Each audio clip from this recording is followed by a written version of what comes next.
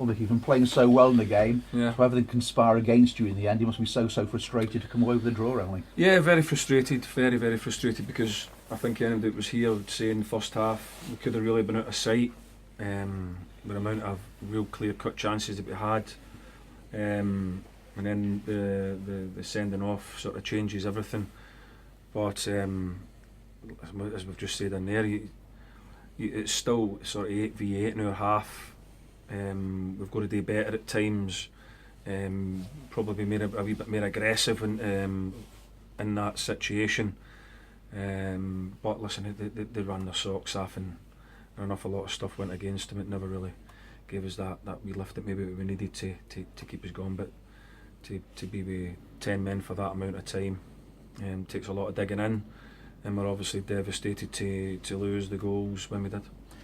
The sending off, I mean, it was right on the far side of the pitch. I mean, do you have a view on that at all, of how just it was? I haven't looked back at it yet, and it, like you said, it was in the far side of the pitch. So I really can't comment on it. I really don't know, and I'm not trying to get out of it. It was really that far away. I think probably when we look back at it, we'll be able to have a better view on that. But 2-0 up, and that was despite losing your captain as well. So even in that first half, not everything was plain sailing, was it? No, Steve's got the flu. He's sort of had that since Tuesday. Started to get better Thursday, Friday. We decided to have it a go, but he's an honest big guy, and he's come over to the bench. He said, "Look, I'm really struggling here. Really struggling to get going." So Lewis goes in, and he's able to do that anyway. But that was the situation with Big Steve. But it meant later in the game, when Adam did get sent off, of course, it meant you had to reorganise, and you've got your midfield. You've got a midfielder at left back, you switch Liam to the right, and then you haven't got midfielders on the bench or anybody to help you. And Lowe's could have been there if Steve hadn't come off. Absolutely, yeah, absolutely, and that's the gamble that you make as a manager at times with the benches that you pick. And that one, I would have to take responsibility and say, with hindsight, I'd obviously maybe had another midfield player on there. But we don't have the benefit of that, and we don't expect people to be getting sent off and come off with the flu and things like that. But listen, we're not making excuses. We're obviously very disappointed when we're so in control of the game. I mean, Emily was here. I think we'd have to say that Bromley have got very fortunate there. We haven't talked about how well you started the game, and of course, 2-0 up inside 15 minutes, a couple of goals for Cookie, and as you say, without the goalkeeper, there could be a lot more. Oh, it could have been many more. I mean, I've lost count of the amount of 1v1s that we had, and yes, you've got to take them.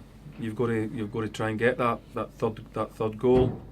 But that's, we're trying to be fair and honest with everybody. And yeah, you shouldn't have to score 3 goals at home to try and win a game.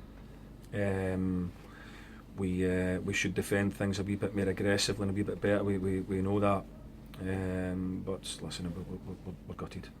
It was such a long time though to play with 10 men, and even though you want to be a bit further forward and defend a bit further forward, it's sometimes not quite as easy as that, is it? Well, anybody knows anything about football, it's impossible, because you can't get a press on the ball, because simply you don't have enough players.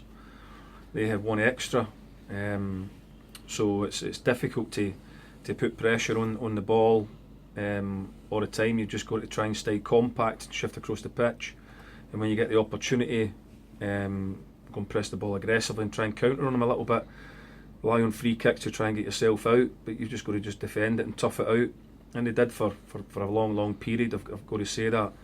But losing your 2 central midfield players, obviously Jeff gone to left back, James Wallace coming off with an injury as well. They're sort of problems that you don't foresee. Your team selection suggested just how you felt this was a game you needed to win. You want to be really aggressive and on the front foot to win that game.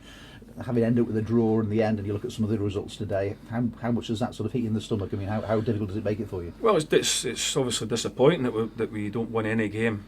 We did set out to try and really get at them, and we did. We played with 2 wingers, 2 strikers, got right at them. Fullbacks getting forward, and probably this season I don't remember us creating so many clear-cut chances. So what we set out to do, we probably did, but then big decisions sort of go against us, and that changed the tide of the game. I suppose it means it's really important, and I know you'll say this all the time as a manager, to take one game at a time. You've got to clear this one out now, and you move on to the next one. I mean, it's not as if it's the last game of the season and you've got a poor result that you didn't want. No, but we allow ourselves to be disappointed if we don't get the results that we want. We'll quickly have to go over that because that's what we do as professionals. But we allow ourselves to hurt, and that's the nature of results like that. But we'll come in again on Monday and do what we always have to do and get going again. We're obviously we'll look over the game, see where maybe we could have done things better.